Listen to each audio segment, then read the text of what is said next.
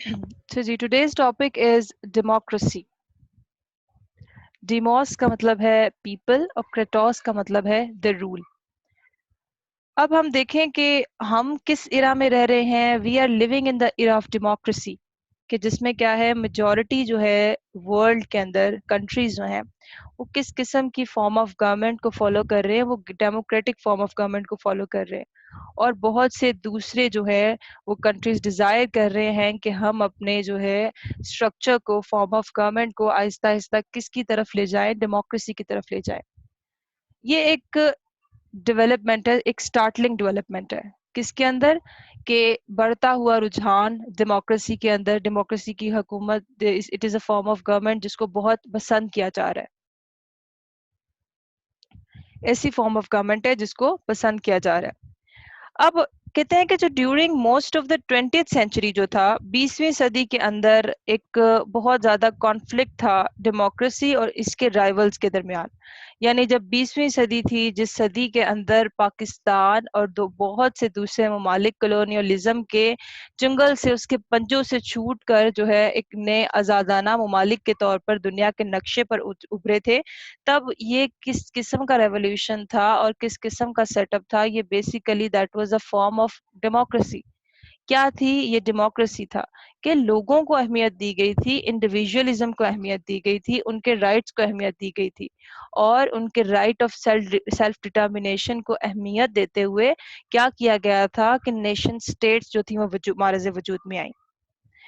अब कॉन्फ्लिक्ट्स क्या था कि डेमोक्रेसी और उनके राइवल्स. अब ऑब्वियस सी बात हो गई कि जो डिफरेंट दूसरी फॉर्म ऑफ गवर्नमेंट थी, जैसे कि अथॉरिटेरियनिज्म हो गई, टोटलिटेरियनिज्म हो गई, डिक्टेटरशिप हो गई, ठीक है, मोनार्की हो गई, इस तरह की फॉर्म ऑफ गवर्नमेंट को क्या किया गया था, उसके अगेंस्ट उठ खड़ी हुई थी डेमोक्रेसी. और एक नॉन डेमोक्रेटिक जो साइड थी इन सारी फॉर्म ऑफ गवर्नमेंट्स की, यानी कि ये जो मोनार्की में बात कर रही हूँ, टोटलिटेरियनिज्म की बात कर रही हूँ, अथॉरिटेरियनिज्म की बात कर रही हूँ, इनको शिकस्त हुई थी. और कौन विन किया था? डेमोक्रेसी विन की गई हुई थी. और 1920 में अगर देखा जाए तो तकरीबन सिर्फ 15 डेमोक्रेसीज थी वर्ल्ड में. लेकिन मिड सेंचुरी में ऑलमोस्ट 1/3 जो थे वर्ल्ड के कंट्रीज जो थे वो क्या हो गए, उनका मेकअप जो है वो चेंज हो गया. उनका मेकअप क्या हो गया? उनका डेमोक्रेटिक कंट्रीज हो गए.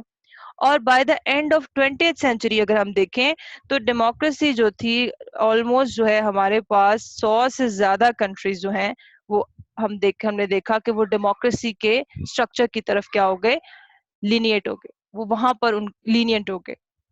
अब ये बढ़ता हुआ रुझान कि 19वीं सदी में ही ये बहुत ज़्यादा जो है हमारे पास एवोल्यूशन हुई है फॉर्म ऑफ गवर्नमेंट में, और ज़्यादा पसंद की जाने वाली फॉर्म ऑफ गवर्नमेंट थी डेमोक्रेसी. तो यहाँ पर हम देखते हैं कि ये किस किस्म की गवर्नमेंट है.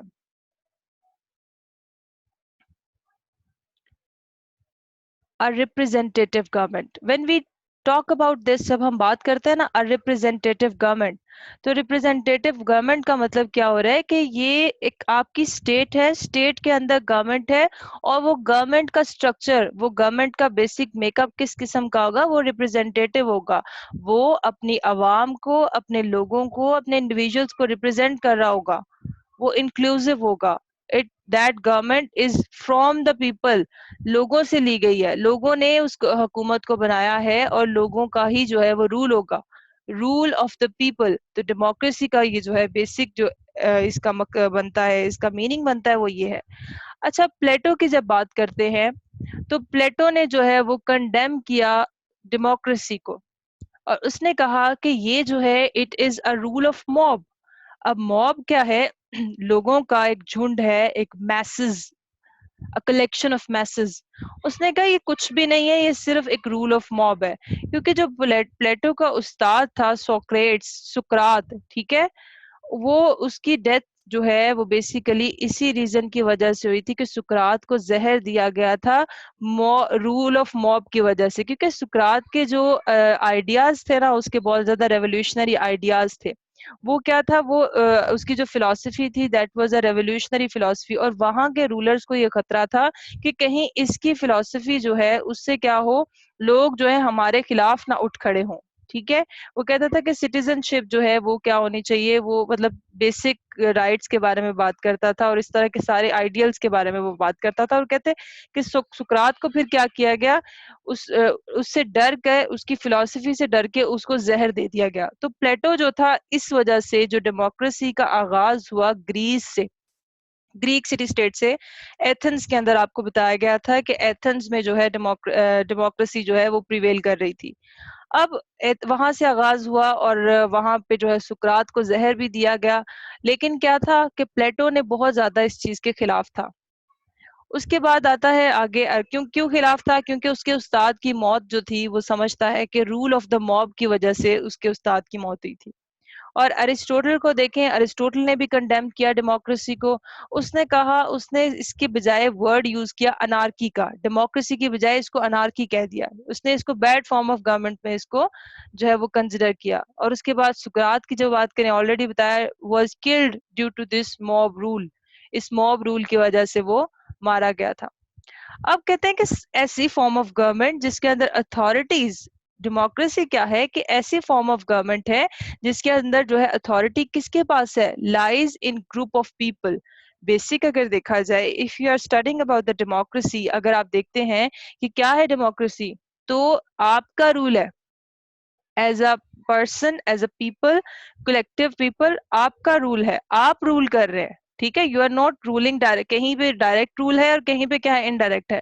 अब किस किस्म की गवर्नमेंट है कि जिसमें लोगों को ठीक है इंपॉर्टेंस दी जा रही है और authority lies in the group of people, इसको हम डेमोक्रेसी कह देते हैं।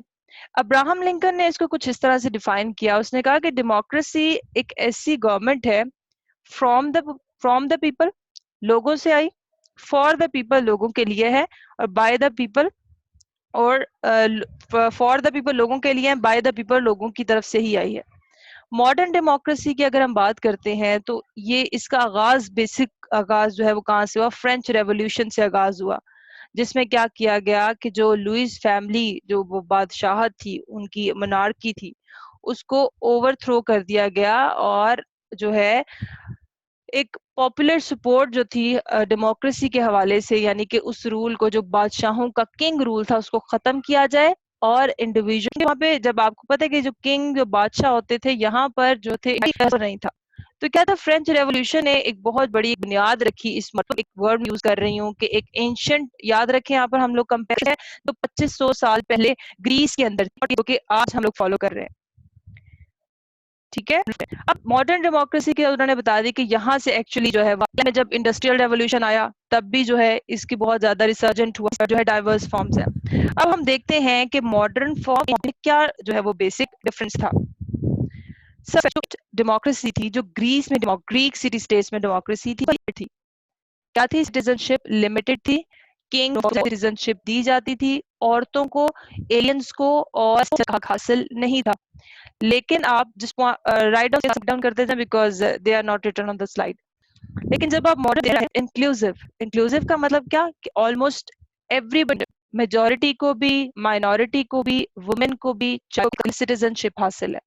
So this is the modern makeup of democracy. कि जो एंशंट जो थी डेमोक्रेसी थी, जिसका जहां से क्रेटोस का पीपल रूल का आगाज हुआ, यानी कि जो मेजॉरिटी रूल तो कर रहा था, लेकिन वहां पर माइनॉरिटी जो थी, जिसने मेजॉरिटी का फैसला हो गया और बाकी अगर माइनॉरिटी के को बिल्कुल इग्नोर, नेग्लेक्ट कर दिया जाता था। मतलब क्या था, देयर वाज कि मेजॉरिटी रूल की क्या थी, टायरनी थी। उसके मेजॉरिटी रूल है, ठीक है, इलेक्शंस होते हैं और वो क्या है, हमारे रिप्रेजेंटेटिव्स हैं। उसके साथ साथ क्या ऑफ माइनॉरिटी राइट्स, माइनॉरिटी है, और उसका प्रोटेक्शन कहाँ पे है, उसका प्रोटेक्शन हमारे उसका प्रोटेक्शन कहाँ लिख दिया गया है, हमारे कॉन्स्टिट्यूशन में प्रोटेक्शन। उसके बाद हम देखते हैं कि एंशिएंट टाइम्स में असल कॉन्सेप्ट ये था कि सर्व द कम्युनिटी, के स्टेट असल मकसद है, स्टेट को प्रोटेक्ट करने के लिए तो वो कुर्बानी देंगे। यानी स्टेट की जो सुप्रीमेसी है, जो मकसद है, वो इंटैक्ट रहना चाहिए। State is the end, state is the end, ये मैं एंशिएंट की बात कर रही हूँ। State is the end. जब क्या है मॉडर्न डेमोक्रेसीज में क्या होता है, गवर्नमेंट प्रोटेक्ट कर अथॉरिटी में है, ठीक है, और सिक्योर करती है उनके राइट्स को, और उनकी लिबर्टी और उनकी सेफ्टी को सिक्योर करती है। यानी यहाँ पर इंडिविजुअल राइट्स का, इंडिविजुअल लिबर्टीज का भी साथ साथ जिक्र है। स्टेट की सोवरेनिटी तो है, इंडिविजुअल फंडामेंटल राइट्स का प्रोविजंस और ये सारी चीजें का। तो यहाँ पर हम देखते हैं डेमोक्रेसी किस किस्म की थी, बेसिकली इसका आगाज कहाँ से था, का कि बेसिक आगाज कहाँ से था डेमोक्रेसी का। 2500 साल पहले सिटी स्टेट्स थी, वहां से इनका आगाज हुआ।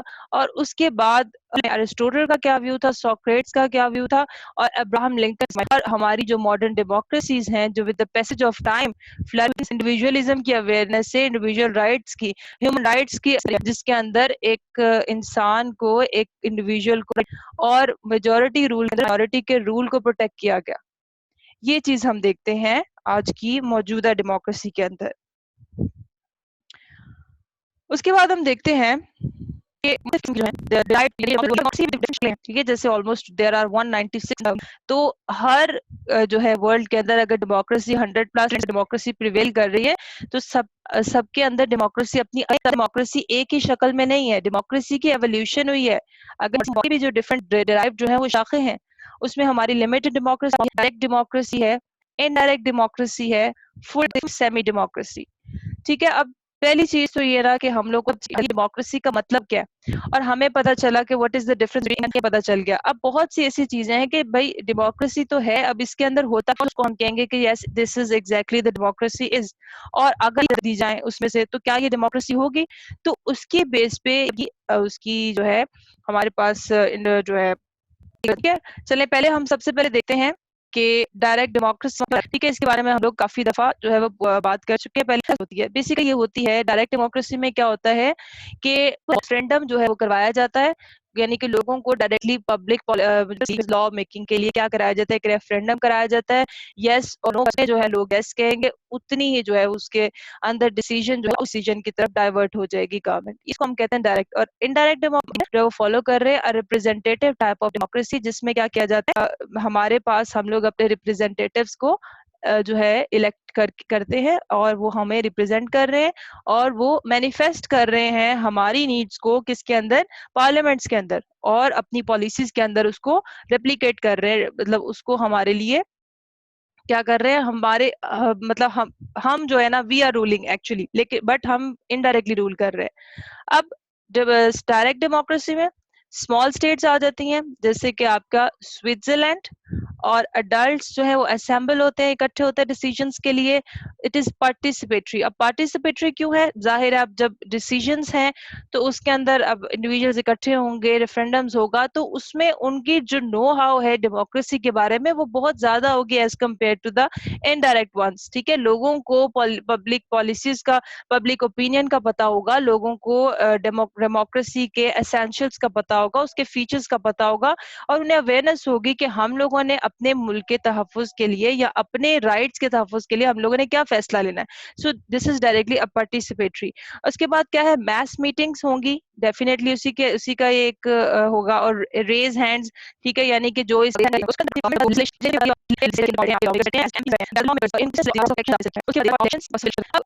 बात हो गई इन टेस्ट को अगर आप देखें, अगर पूरा ज्यादा चीजें हैं डेमोक्रेसी।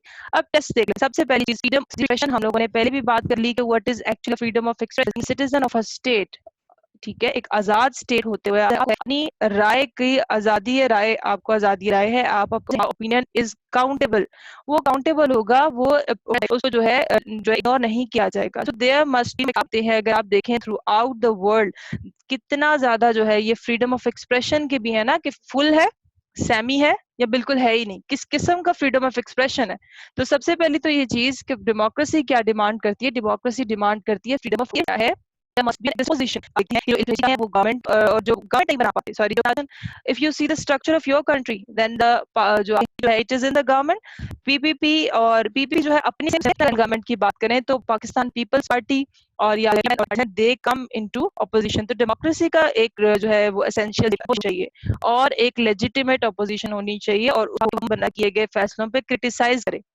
उसके बाद है कि देखिए लोग हमारे फिलोसोफर हैं करने का, सपोज अगर गवर्नमेंट डिलीवर नहीं कर रही तो गवर्नमेंट कहने को कर एक नई दोबारा इलेक्शन करा के, अभी भी जैसे अगर आप देखें दोबारा जो है इसको हुकूमत को खत्म करके जैसे आजकल थोड़ा -1 का जो फॉर्मूला वगैरह चल रहा है, और इस बात को खत्म किया जाए। और हमें, क्योंकि ये हमारे कर सकते हैं, अगर डेमोक्रेटिक स्ट्रक्चर है हमारी हुकूमत का, तो हम लोग जो है, क्योंकि ये हमारी तरफ से गवर्नमेंट है और हमें ही हक है कि हम लोग इसको चेंज करें। उसके बाद क्या होगा, डेमोक्रेसी में रूल ऑफ लॉ होगा। डेफिनेटली बात आ जाती है कि अगर आपका है वो एक आपका सोशल गवर्नमेंट को, कि वो किस चीज को प्रिवेल करे, वो रूल ऑफ लॉ को होगी, प्रोटेक्शन होगी फंडामेंटल राइट्स की। फिर नॉर्मल है वो प्रोविजन, तो उसकी एक प्रोटेक्शन होगी। Your rights must be your rights are written. अब क्या है, उन राइट्स को क्या करना है, मैनिफेस्ट करना है। उनके प्रोटेक्शन, आपके राइट किस तरह से प्रोटेक्ट होंगे, जब तक रूल ऑफ लॉ नहीं होगा उस पर प्रोटेक्ट नहीं हो सकते। और आपकी जो गवर्नमेंट आदमी की रसाई हो, ऐसा चैनल या ऐसा प्रोसेस ना हो जो है साथ अप्रोचेबल हो, और वहां अपने मसाइल बताए और उसके ग्रीवमेंट्स को दूर किया जाए। उसके बाद है अगली चीज की जो है उसकी ऑफ से बिल्कुल आजाद हो। वो जो है, this is also rights to all citizens. यहाँ पर अगेन बात आती है, आपकी मैंने बात की कि एंशियंट जो डेमोक्रेसी थी उसके अंदर क्या था, लेकिन वहां पर फिर माइनॉरिटी की कोई से रही थी, कोई भी किसी भी किस्म का जो है, अगर वो उनकी कोई राय भी होती थी तो उनकी राय कभी मैनिफेस्ट नहीं हो पाती थी किसी पॉलिसी के अंदर या किसी भी मौजूदा अगर स्ट्रक्चर देखते हैं तो आपका कॉन्स्टिट्यूशन इस बात minority rights will be protected.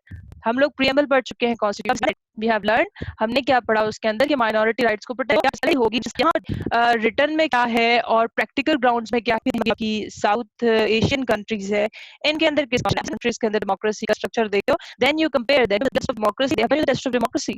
Now it's up to आपकी कंट्री के अंदर कैसी डेमोक्रेसी फ्लरिश कर रही है, और पिछले पाकिस्तान की, तो उस पाकिस्तान में एक ये जो डेमोक्रेसी थी इसके कितने एसेंशियल किया गया और क्या चीजें होती रही हैं। तो यहाँ पर एक एग्जांपल्स के साथ आप एक पूरा एनालिसिस कर सकते हैं। उसके बाद अब देखो, डेमोक्रेसी का तो आपने देख लिया। अब डेमोक्रेसी को प्रिवेल करने के लिए, उसको बुनने के लिए किसी भी सिस्टम के अंदर कौन सी कंडीशंस जो है वो जरूरी